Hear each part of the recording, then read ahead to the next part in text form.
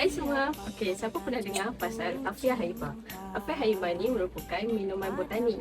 Afia Haiba diperbuat daripada ekstrak habatus sauda, ekstrak kelapa rawit dan juga beria kata dan juga kalamansi.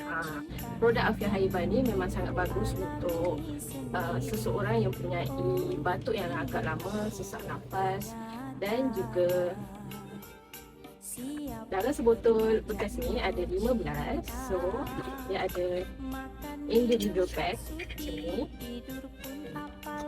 Cara makan dia sangat mudah. Kita just koyakkan saja dan boleh terus minum. Okey, yang paling penting produk Afia Haiba ni lulus KKM dan juga ada halal dan JAKIM.